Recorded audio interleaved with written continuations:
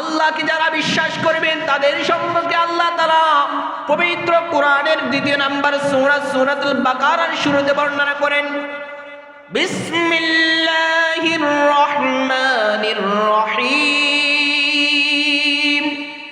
আলিফ লাম মিম, যালিকাল কিতাবু লা রাইবা ফীহি হুদাল للمتقين الذين يؤمنون بالغيب ويقيمون الصلاة ومما رزقناهم ينفقون। একজন ব্যক্তি ইমাম গাজ্জালি রহমাতুল্লাহি আলাইহির কাছে গেলেন, যাওয়ার পরে ডাক দিয়ে বললেন, হো ইমাম গাজ্জালি, আপনি আমারে শোনায়া দেন, জানায়া দেন, আমি কেমনে আল্লাহর সান্নিধ্যে যেতে পারি, আল্লাহর সন্নিকট আমি হতে পারি। ইমাম গাজ্জালি রহমাতুল্লাহি আলাইহি ডাক দিয়ে বললেন, ও আল্লাহর বান্দা,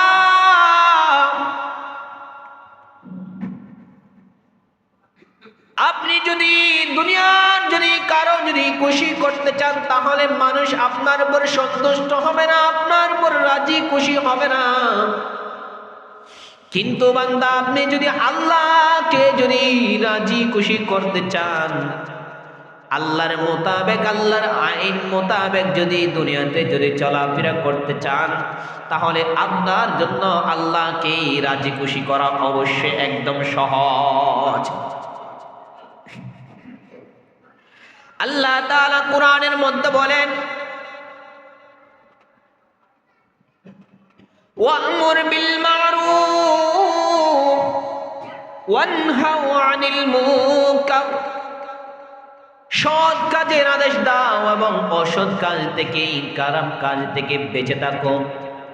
এই দুইটা জিনিস অবলম্বন করে দুনিয়াতে আপনি চলাফেরা করতে পারেন, আল্লাহকে পাওয়া একদম সহজ হয়ে যায়। একজন পুলিশের ওসি যায় মৌলবীর কাছে জিজ্ঞাসা করে, হুজুর,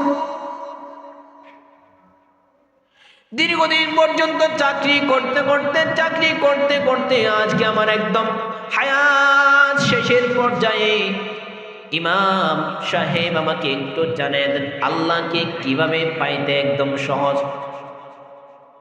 আগেই বলেছিলাম, আল্লাহকে পাওয়া দুইটা তরিকায় থাকলে সহজ। ঠিকই, সৎ কাজের আদেশ এবং যেগুলো মানা করেছে সেগুলো থেকে দূরে থাকতে হবে। আর পুলিশ গেছে ইমাম সাহেবের কাছে কেমনে আল্লাহকে সহজে পাওয়া যায় এটা জিজ্ঞেস করার জন্য। ইমাম সাহেব বললেন, ও পুলিশের আইজি সাহেব, আল্লাহ তাআলা কোরআনের মধ্যে বললেন যে, ইন্নামাল বাইউ মিসলুর রিবা ওয়া আহাল্লাল্লাহুল বাই'a ওয়া হাররামার রিবা। আল্লাহ তাআলা কোরআনে বললেন, আল্লাহ তাআলা ব্যবসাকে হালাল করেছে, আর আল্লাহ তাআলা সুদকে, ঘুষকে মানুষের জন্য ভক্ষণ করাটা হারাম করেছে। আমাকে বলো, তুমি পুলিশ হইয়া জীবনে কি আল্লাহর হুকুমটা মেনেছে এমনটা জীবনে করলনি? জীবনে করছো না? আবার বলো। ও পুলিশ, আমাকে আগে বলো, আমার হাতে বায়াত গ্রহণ করো, বলো তুমি কি জীবনে ঘুষ খাও নাই এমনটা কি তুমি সাক্ষ্য দিতে পারবা? পুলিশ বলে একটু লড়াচড়া করছে, হুজুর কি কয় এগুলো? হুজুরের কাছে আইছিলাম একটু আল্লাহকে কেমনে পাওয়া যায় সহজ এটা জানার জন্য, হুজুর কি কয় এটি আমার একদম মেইন তারের মধ্যে হাত দিয়ে দিছে।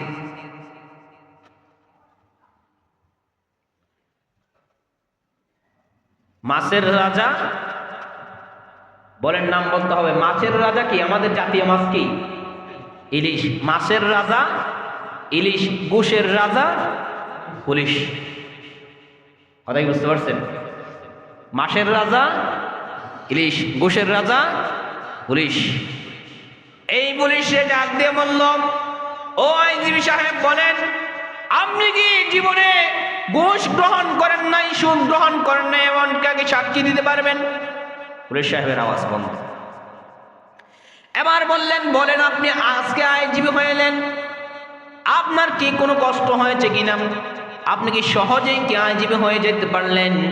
পুলিশের আইনজীবী সাহেব বলেন, না না হুজুর, আমার সর্বপ্রথম কনস্টেবল হওয়া লাগছে, এরপর আমি একটু যখন উপর আসলাম, আমি একটু আরেকটু উপর আসার পরে আমি এসআই হইলাম, এরপর আরেকটু উপর আসার পরে আমি ওসি হইলাম, এরপর আমি আরেকটু উপর আসার পরে আজকে আইনজীবী হইলাম। পুলিশ সাহেব বলল, তাহলে তো তুমি দাব দাব বায়া বায়াই তো আজকে আইনজীবী পর্যন্ত আইলা, তাহলে তুমি আজকে এত বয়সের মধ্যে আইসা সারা জীবন তুমি ঘুষ খাইলা, সারা জীবন তুমি আলেম ওলামাদেরকে মিথ্যা মামলায় দিয়া জেলের মধ্যে পড়লা, আর আজকে তুমি দুনিয়ার সমস্ত অপরাধগুলো করিয়া আজকে তুমি কেমনে আল্লাহকে সহজে পাওয়া যায় এটা কেমনে চেষ্টা করলা? কেমনে মনে করো আল্লাহকে সহজে পাওয়া যাবে? তোমার চাকরিতে তুমি দাবে দাবে তুমি উপরে উঠলা, আর আল্লাহকে পাওয়ার সময় এক টান দিয়ে আল্লাহকে পাইয়ে ফেলবা, আর এক টান দিয়ে তুমি জান্নাতটা পাইয়ে ফেলবা। আল্লাহ কি টাকা রাখছে নাকি তোমার জান্নাতটা এমনি দিয়ে দিব? বলেন, সব কাজ করতে হবে কাকে রাজি খুশি করার জন্য? আল্লাহকে রাজি খুশি করার জন্য। আল্লাহর নবী হাদিসের মধ্যে বলেন, মান নাহাব্বা লিল্লাহ ওয়া আবগাদা লিল্লাহ ওয়া আতা লিল্লাহ ওয়া মানা লিল্লাহ ফাকাদ ইসতাকমালাল ঈমান। আল্লাহর নবী হাদিসের মধ্যে বর্ণনা করেন, যে ব্যক্তি আল্লাহকে ভালোবাসার জন্য, আল্লাহকে পাওয়ার জন্য, মান নাহাব্বা লিল্লাহ, যেই কাজ করবে সেই কাজ করেছে আল্লাহকে রাজি খুশি করার জন্য, ওয়া আবগাদা লিল্লাহ, আর যে ব্যক্তি কোন একটা কাজ করে নাই সেটাও আল্লাহকে পাওয়ার জন্য, আর যে ব্যক্তি দান করলো আল্লাহকে পাওয়ার জন্য, আল্লাহর উদ্দেশ্যে দান করলো, আর যে ব্যক্তি দান করে নাই সব কিছুতে বাধা প্রদান করলো শুধু আল্লাহকে পাওয়ার জন্য, যে ব্যক্তি চেষ্টা করলো যে ইসলামকে রাষ্ট্রীয় ধর্ম হিসেবে মনোনীত করার জন্য, যে ব্যক্তি চেষ্টা করলো যে কোরআনকে সংবিধান বানানোর জন্য, শুধুমাত্র আল্লাহ তাআলাকে যদি পাওয়ার যদি উদ্দেশ্য থাকে, আমার আল্লাহর নবী সাল্লাল্লাহু আলাইহি ওয়াসাল্লাম বয়ান করলেন, জানিয়ে দিলেন, ফাকাদ ইসতাকমালাল ঈমান, তার ঈমান পূর্ণাঙ্গ হয়ে যাবে। সুবহানাল্লাহ। বলেন, সব কিছু করব একজনকে রাজি খুশি করার জন্য, তিনি কে?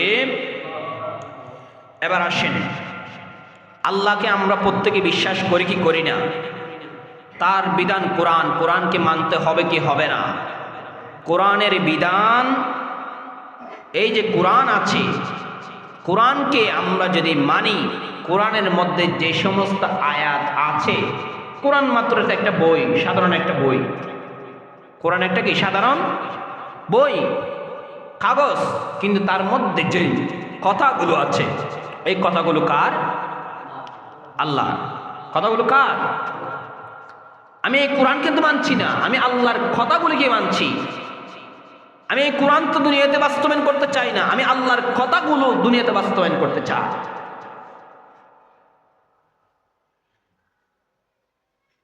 ইমাম গাজ্জালী রাহমাতুল্লাহি আলাইহি, আল্লাহকে কেমনে মানবেন, কি কি মানতে হবে? ইমাম গাজ্জালী রাহমাতুল্লাহি আলাইহিকে প্রশ্ন করা হলো, আল্লাহকে কেমন ভাবে মানবো, আমাদেরকে একটা জানাইয়া দেন। ইমাম গাজ্জালী রাহমাতুল্লাহি আলাইহি ডাক দিয়ে বললেন, তুমি একটা কুকুরের দিকে লক্ষ্য করে দেখো, তোমার ঘরের মধ্যে একটা কুকুর আছে, তুমি সারা দিন মিলে তাকে একবেলা খাবার দিবা, একবেলা খাবার দেওয়ার পরে তোমার কুকুরকে যদি অন্য কেউ ডাকে, তোমার ঘর ছেড়ে অন্য কারো ঘরের মধ্যে যাই না। রাত জেগে যখন তুমি গভীর রজনীতে যখন নাক ডেকে ডেকে যখন ঘুমাও, ওই কুকুর তোমাকে সারা রাত পাহারা দেয়, তোমার বাড়িটা পাহারা দেয়, তোমার ঘরের মধ্যে কোনো চোর ঢুকছে কিনা সেটা সারা রাত পাহারা দেয়।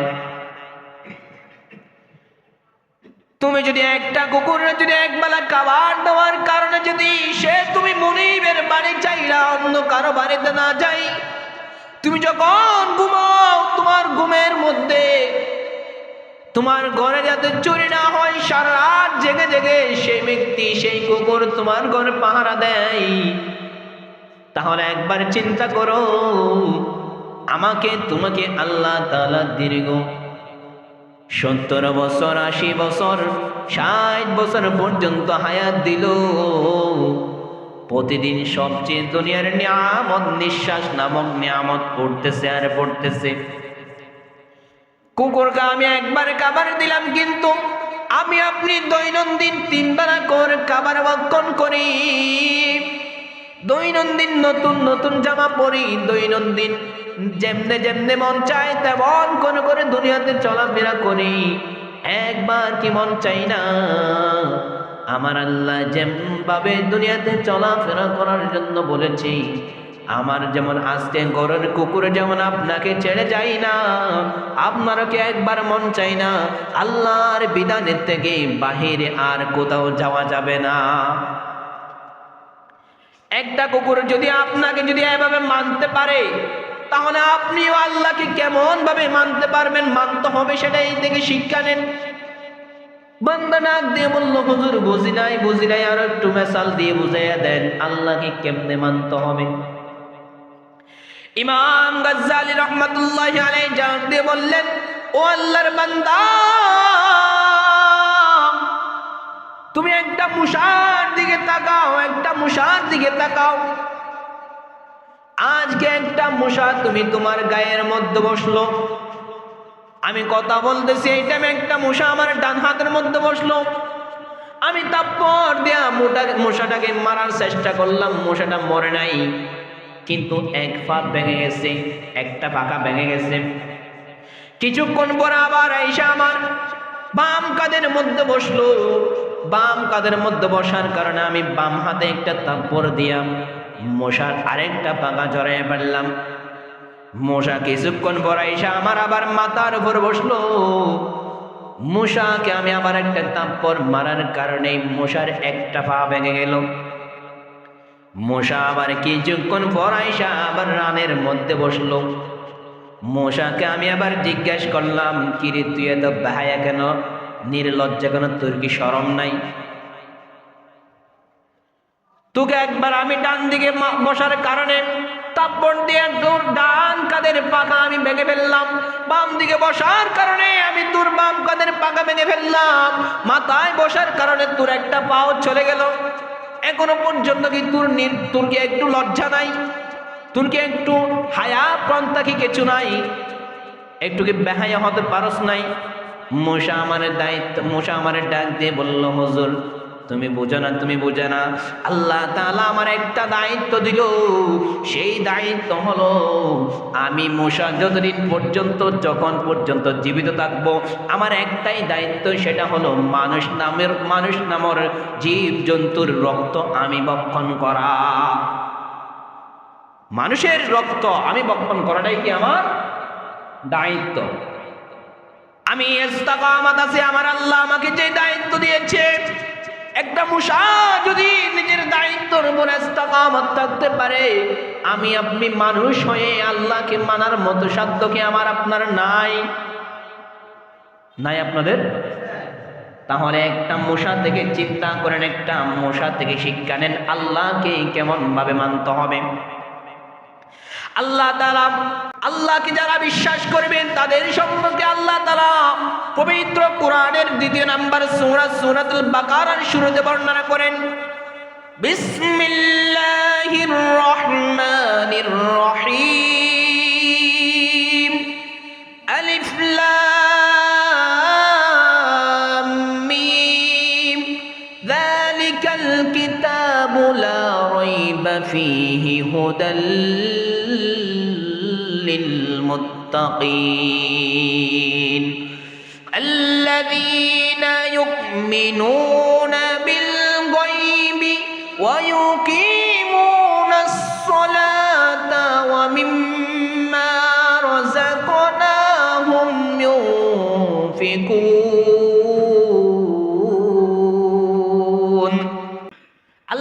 বলেন কি? আল্লাহ তাআলা সূরা বাকারার শুরুতে বলছেন আলিফ লাম মিম আল্লাহু আ'লামু বিমুরাদিহি যালিকাল কিতাবু লা রাইবা ফীহি হুদাল লিল মুত্তাকিন। এটি এমন একটা কিতাব যার মধ্যে কোনো সন্দেহ নাই, সন্দেহের অবকাশ পর্যন্ত নাই, সন্দেহের অবকাশ পর্যন্ত নাই। খারাপ বিশ্বাসী যারা, এদের জন্য এই আয়াতগুলো। আল্লাযীনা ইউমিনুনা বিল গায়ব, যারা গায়বে বিশ্বাস করে, অদৃশ্য বিশ্বাস করে। ওয়া ইউকিমুনাস সালাত, নামাজ প্রতিষ্ঠা করেন, নামাজ প্রতিষ্ঠা করেন, নামাজ কায়েম করে। বলেন নামাজ নিজে পড়লে হবে নাকি অপরকে পড়ার জন্য তালিম দিতে হবে? কথা বলতে হবে। নামাজ নিজে পড়লে হবে নাকি অপরকে নামাজ পড়ার জন্য আহ্বান করতে হবে? আজকে যে আমার মসজিদের মধ্যে তাবলীগ আসলো, তাদের কি কায়াদায় কি কোনো কাজ নাই নাকি বাবা?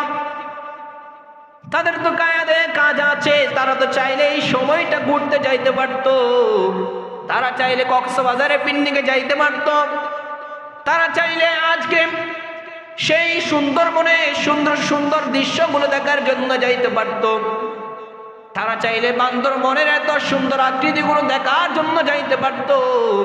কিন্তু তারা না, আল্লাহর নামাজের হুকুম যাতে মানুষের কাছে পৌঁছে দিতে পারে, মানুষ যাতে জিকিরে ফিকিরে চলে, মানুষ যাতে দ্বীনের মধ্যে ফিরে আসে, সেই জন্য তারা মুসলমানদেরকে দাওয়াত দেওয়ার জন্য, ইসলামের দিকে দাওয়াত দেওয়ার জন্য নিজের পকেটের টাকা ব্যয় করে আজকে ইসলামের তরে তারা নেমেছে।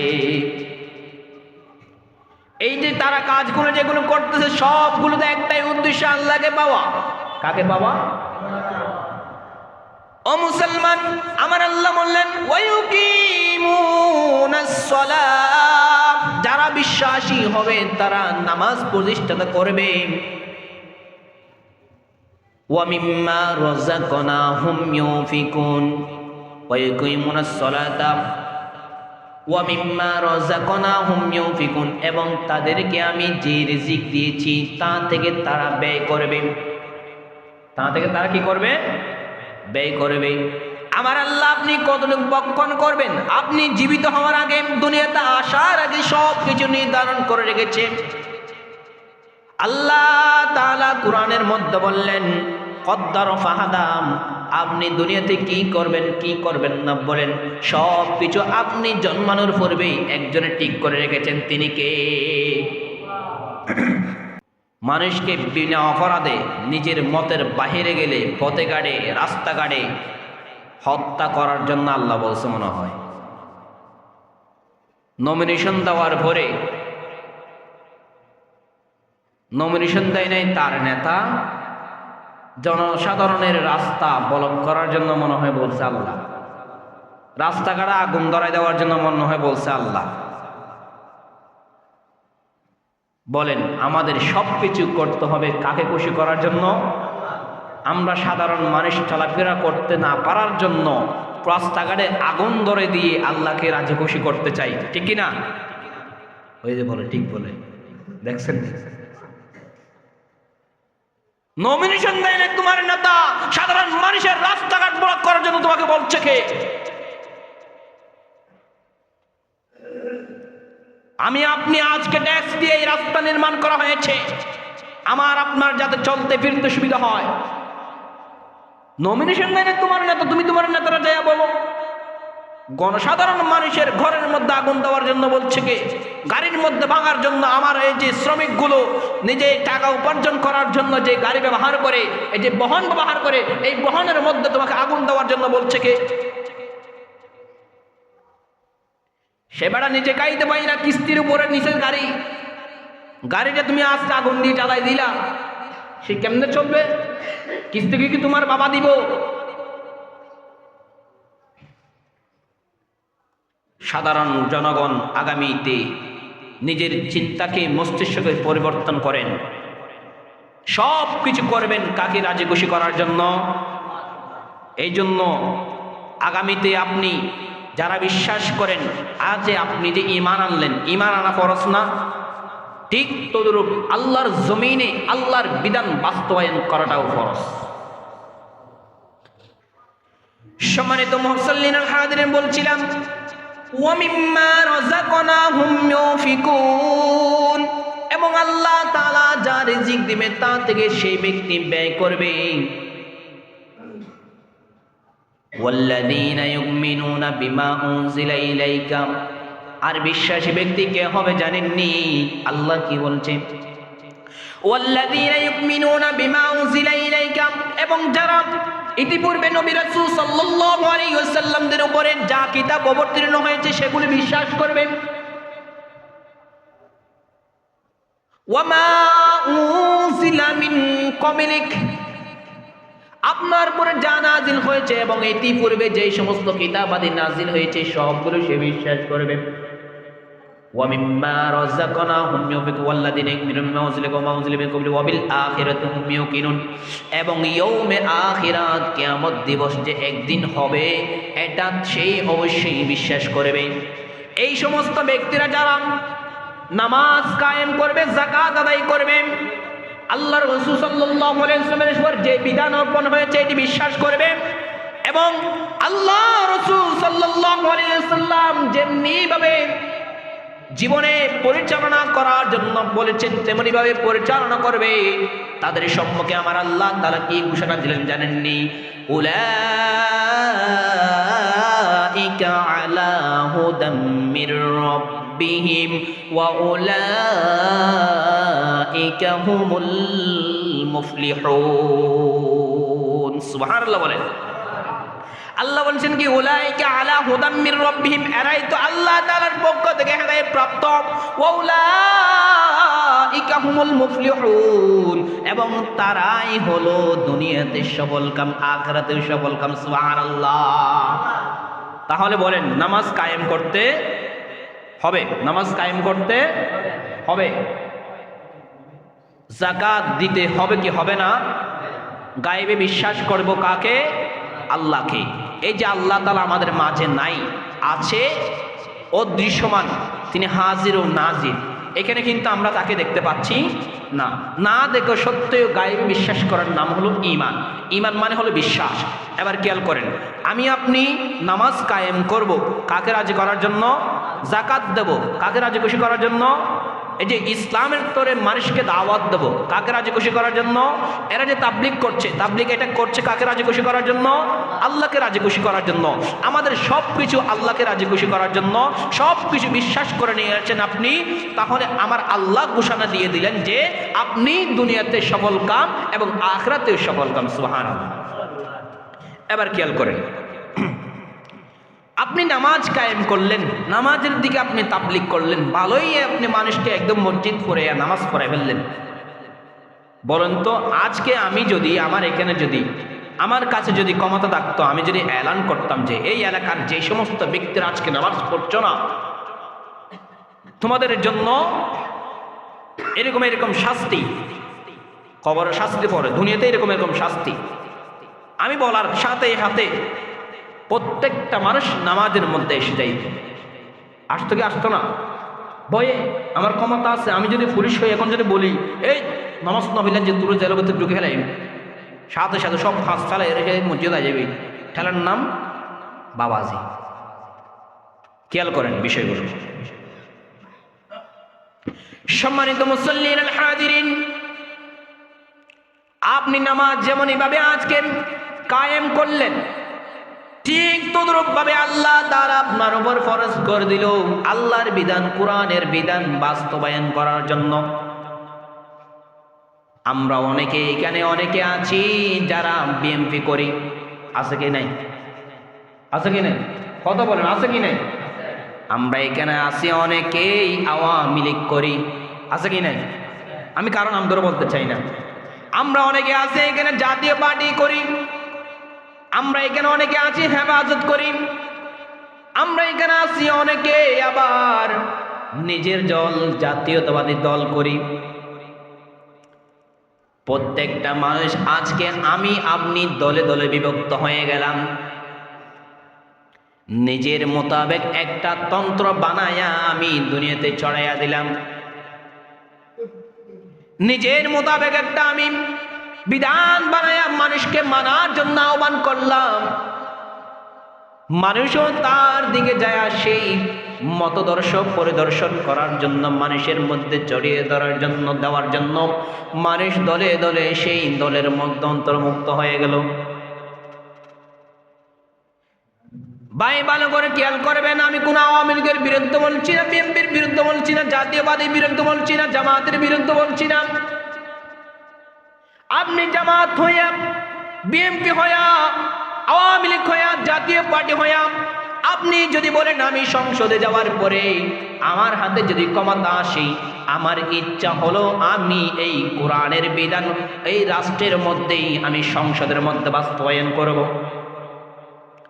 তাহলে আমরা মুসলমানদের উপর ফরজ হয়ে গেল যে আওয়ামী লীগ যদি এই কথা বলে, আমরা প্রত্যেকের ইমানি দায়িত্ব হয়ে গেল যে সেই আওয়ামী লীগকেই, সেই বিএনপিকে, সেই জামাতকেই রাষ্ট্রনায়ক হিসাবে গড়ে তুলে নিজের ভোটটা অর্পণ করে তাকে সংসদের মধ্যে নিয়ে যাওয়া। কারণ কি? আমাদেরকে ইসলামী হুকুমত সে কি দিবে? উপহার দিবে। এখন আমি আপনি যে দল করি, দলের যদি মহানায়ক যদি বলে যে আমি ইসলামী হুকুমত মানি না, ইসলামী হুকুমত মানি না, আবার 2 দিন পরে দেখলাম যে আরেকজন বক্তব্য দিল আমি ইসলামী, মদিনার প্রান্তরে যেভাবে ইসলাম চলেছে আমি মদিনার মতো করে, মদিনার সনদের মতো করে আমি ইসলাম কায়েম করতে চাই। আর মদিনার সনদের মধ্যে লেখা আছে চাঁদাবাজি করাটাও মদিনার সনদের মধ্যে লেখা আছে, ঠিক কিনা? ওই ঠিক বলে দেখছেন, মদিনার সনদে কি চাঁদাবাজি করা আছে? আবার কিছুদিন পরে বাউল যখন আমার নবীর বিরুদ্ধে, আমার আল্লাহর বিরুদ্ধে যখন কটূক্তি করলো, তখন আমি আবার আইসা ঘোষণা দিলাম যে যারা আজকে বাউলদের বিপক্ষে কথা বলতেছে তারা হলো মুসলমান, ধর্মতান্ত্রিক মুসলমান নয়, এরা রাষ্ট্রদ্রোহী ধর্মতান্ত্রিক। আবার বলে ধর্মান্তর, এরকম শব্দ বলে কি বলে না? দেখছেন না আপনারা? ভাই বলেন তো ভাই, যে ব্যক্তি আমার আল্লাহকে নিয়ে কটূক্তি করলো, যে ব্যক্তি আমার নবীকে কটূক্তি করলো, আমার নবীর বিরুদ্ধে কি কথা বললো, তার কি ঈমান আছে? সে এত বড় একটা কোরআনের একটা সূরাকে নিয়ে ব্যঙ্গ করলো, তার কি ঈমান থাকবে বলেন তো? আপনারা অনলাইনের মধ্যে দেখছেন না এই যে বাউলরা কি করে? আবার দেখবেন এদের পিছনে আবার কতগুলো বন্ড এদের দালালি করতেছে, ঠিক কিনা? নবীর বিরুদ্ধে আজকে কটূক্তি হলো, তাদেরকে পাওয়া যাবে না। আল্লাহর বিরুদ্ধে কটূক্তি হলো, আল্লাহর কোরআনের আইনের বিরুদ্ধে কথা বললো, তাদেরকে পাওয়া যাবে না। আমার আল্লাহর আইন পরিবর্তন করে ফেলতেছে, কোরআনের আইন পরিবর্তন করে ফেলতেছে, তাদেরকে পাওয়া যাবে না। যখন মসজিদের মধ্যে জিলাপি দেওয়া হবে তখন তাদেরকে দলে দলে সেখানে পাওয়া যাবে, ঠিক কিনা? জিলাপি খাইলাম, বিরিয়ানি খাইলাম, সুন্নিয়তের বারোটা আমি বাজাইলাম, দিন শেষে গলার মধ্যে সুন্নিয়তের লকব আমি লাগাইলাম, আছে কি নাই? বলেন তো ভাই, আমারে নিজে সুন্নি দাবি করলে কি সুন্নি হওয়া যাইব? আল্লাহর বিরুদ্ধে কটূক্তি হইল, আমার নবীর বিরুদ্ধে কটূক্তি হইল, তোমাকে পাওয়া যায় না। আমার আল্লাহর বিরুদ্ধে কটূক্তি হইল, তখন তুমি বাউলের পক্ষ নিয়ে তুমি আজকে মানুষের সম্মুখে বক্তব্য দিচ্ছ। আমরা প্রকাশ্য বলে দিলাম, তোমার মধ্যে যদি ঈমান থাকতো তুমি বাউলের পক্ষ নিতে না, ঠিক কিনা? বাউলের পক্ষে যারা নেবে, বাউলদের যারা বিশ্বাস করবে, বাউলরা যেমন কাফের, বাউলদের পক্ষে যারা নেবে তারাও কাফের, ঠিক কিনা? বাউলদের মতদর্শ যারা পালন করবে আমরাও তাদেরকে সুন্নি বলে দাবি করবো না, ঠিক কিনা? ভালো করে বুঝবেন, কিছু কিছু সুন্নি আছে এমন, তাদেরকে আমরা জুলাই অভ্যুত্থানের মধ্যে আমরা তাদের পাই নাই। রাষ্ট্রে যখন ইসলামের মোতাবেক চলার জন্য আমরা তাদেরকে বলি, তখন তাদেরকে সেখানে পাওয়া যায় না। আমরা যদি বলি মদিনার সনদে, মক্কার সনদে বাংলাদেশ চলবে, তখন তাদেরকে পাওয়া যায় না। তখন তারা বলে আমরা মিঠা পার্টি, আমরা তলে তলে।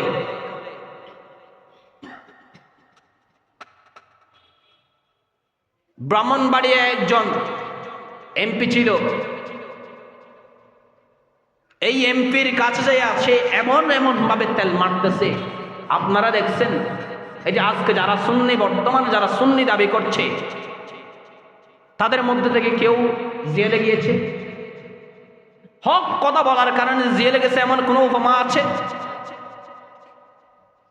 তারা দেখবেন তেল মাইরা মাইরা, আওয়ামী লীগ আমলে বলেন, বিএনপি আমলে বলেন, যখন যে ক্ষমতায় আছে তাকে তেল মাইরা মাইরা দেখবেন তারা সুন্নি দাবি করে। কোরআনের একটা হক কথা তারা কোনোদিন মাইকের মধ্যে বলতে তারা দেখবেন না। আমার বয়স অল্প, কিন্তু আমি মানুষটার উপরে যে নির্যাতন করা হয়েছে, যে নিপীড়ন করা হয়েছে, এগুলো যদি বলি আপনারা অবাক হয়ে যাবেন। শুধুমাত্র একটাই কারণে আমরা হক কথাগুলো মসজিদের মধ্যে, মিম্বারের মধ্যে বলি, মাঠে ময়দানের মধ্যে বলি।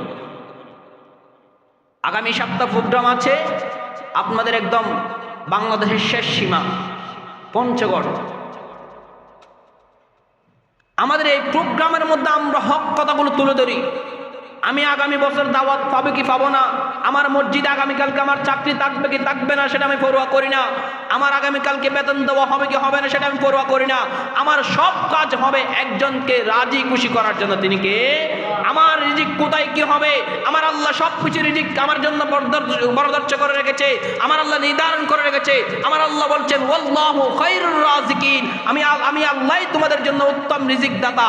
আজকে যদি কেন চাকরি না থাকে, আগামীকালকে আমার আল্লাহ আমাকে কোথাও অবশ্যই রিজিক দেবে কি দিবে না? তো ভাই, মানুষকে তেল মাইরা মাইরা, কোরআনকে বিকৃত কইরা আজকে তোমরা যে সমাজের মধ্যে যে এইভাবে সুন্নিয়ত দাবি করতেছো। একজন দেখলাম কোরআন তেলাওয়াত করতেছে, কি মধুর তেলাওয়াত, একটা শব্দ যদি শুদ্ধভাবে পাইতাম। নামাজের মধ্যে আরো তেলাওয়াত কেমনে করে জানেননি? ওয়াকাদা রাব্বুকা আল্লা তা'বুদু ইল্লা ইয়াহু ওয়া বিল ওয়ালিদাইনা ইহসানা ওয়া ওয়াজাদাকা আইলান ফাগনা। এরকম তেলাওয়াত, এরকম ইমাম সাহেব আপনারা রাখবেননি। নামাজ যারা পড়তেছে তাদের নামাজ হবে নি, তোর কথা তো বাধা দিলাম। ওয়া ওয়াজাদাকা আইলান ফাগনা বলে। যেই ব্যক্তি নামাজের মধ্যে কোরআন অশুদ্ধ করে পড়বে, তার নামাজ যেমনই হবে না, পিছনে মুক্তাদি যারা আছে তাদের নামাজও হবে না। দালালি বাদ দিয়ে আল্লাহ তাআলা প্রথমে বললেন কি, আমার আপনার, এই যে আমি আপনি যেটাই করব, বলেন কাকে রাজি খুশি করার জন্য? এই যে আমি যে হক কথাগুলো বলি, আপনি যে হক কথাগুলো বলেন, দুনিয়াতে আপনার কোরআনের মধ্যে যেটা আছেন সেটা মানুষের কাছে দায়িত্বগুলো, আপনার যে তাবলীগ করতে আসছে, এদের দায়িত্ব হলো কি, কোরআনের বাণীগুলো মানুষের কাছে পৌঁছে দেওয়া, হাদিসের বাণীগুলো মানুষের কাছে পৌঁছে দেওয়া। আমি আপনি আজকে মিম্বারের মধ্যে দাঁড়িয়ে কথা বলতেছি, আমার আপনার দায়িত্ব হলো হক কথাটা মানুষের মধ্যে পৌঁছে দেওয়া। আমি যদি আমার দায়িত্ব যদি পালন না করি, আমার আল্লাহ তাআলা যেন নবীকে বলেছিলেন বাল্লিগ কামা বাল্লাগ রিসালাতাহু, তোমার রিসালাত আমি বাতিল করে দেবো, তাহলে আমার আল্লাহ আমাকে মুসলমানের যে একটা উপাধি দিয়েছিল, এই মুসলমানের উপাধির থেকে আমাকে বাদ করে দেবে। এমনি নামের মুসলমান, নামের সুন্নি, कुछ नहीं होता। अल्लाह के दरबार में जाओ, देखा अल्लाह ने तुमको क्या करा, আল্লাহ তোমার কি করে তখন দেখবা। জিলাপির সময় আগে, বিরানির সময় আগে যখন বলা হয় ইসলামী হুকুমত প্রতিষ্ঠা করো, তখন তোমাকে খুঁজে পাওয়া যায় না। হক কথাগুলো মানুষের সম্মুখে বর্ণনা করো, তখন তোমাকে খুঁজে পাওয়া যায় না। আল্লাহ তাআলা আমাদেরকে এই সমস্ত প্রান্ত আকীদা থেকে বুঝে আমল করার তৌফিক দান করুক। সকলে বলে আমিন। যে কথা বলেছি, কোরআনের মোতাবেক কথা হয় মেনে নেবেন। আপনিও রিসার্চ করতে পারবেন, আমি যেমন রিসার্চ করে আলোচনা করে, আপনাকেও আল্লাহ দায়িত্ব দিয়েছি রিসার্চ করা, ইসলাম নিয়ে গবেষণা করা। ভুল হলে ধরিয়ে দেবেন, মানে নেব, তবে দলিলের ভিত্তিক হতে হবে। একটু সময় নিচ্ছি আজকে। দলিলের ভিত্তিক হতে হবে। কেমন? আমি বললাম ভাই এটা মানেন, আপনি বলবেন না হুজুর আমি মানবো না। আমি বললাম কেন? আমার বাপ দাদারা এগুলো করে নাই, আমার বাপ দাদারা এগুলো করে নাই, আমার বাপ দাদারা যেভাবে করে এসেছে আমি সেভাবে আমল করব। খেয়াল করবেন ভালো করে কথা। আমি বললাম ভাই রাসূল সাল্লাল্লাহু আলাইহি ওয়াসাল্লাম এইভাবে জীবনযাপন করেছে, এইভাবে চলেছে। তুমি বলবা আমি রাসূল সাল্লাল্লাহু আলাইহি ওয়াসাল্লাম জীবনযাপন তো আমি চাই না, রাসূল সাল্লাল্লাহু আলাইহি ওয়াসাল্লাম কেমনে চলছে সেটা আমি চাই না, আমি আমার বাপ দাদারকেই অনুসরণ করতে চাই। হিন্দুর আমি জিজ্ঞেস করলাম, হিন্দু ভাই তোমার ধর্ম কোথায় পেয়েছো? সে বলল, আমি আমার ধর্ম কোথায় পেয়েছি মানে আমার বাপ দাদারা আজকে যে ধর্ম অনুসরণ করে এসেছে, তুমি কি বলছো সেই ধর্মটা ভুল? কলু আবানা কাযালিকা ইয়াফালুন, আমার বাপদাদারা যেমনভাবে পথ চলেছে, পথ প্রদর্শন করেছে, আমার বাপদাদারা যেমনভাবে চলেছে আমি সেভাবে চলছি।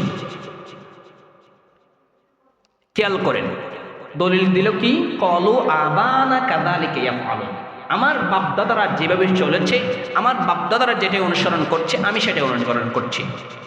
এবার বলেন, আপনার সম্মুখে 12 লক্ষ হাদিস, 11,70,000 মাসালা, 6,666টি কোরআনের আয়াত থাকতে আপনি কি বাপদাদার অনুসরণ করবেন নাকি এই কোরআন হাদিসগুলো অনুসরণ করবেন? কোরআন হাদিসের মধ্যে যদি কোনো কিছু থাকে সেটা যদি আপনার কোরআন হাদিসের ভিত্তি যদি হয় আপনার মেনে নিতে হবে।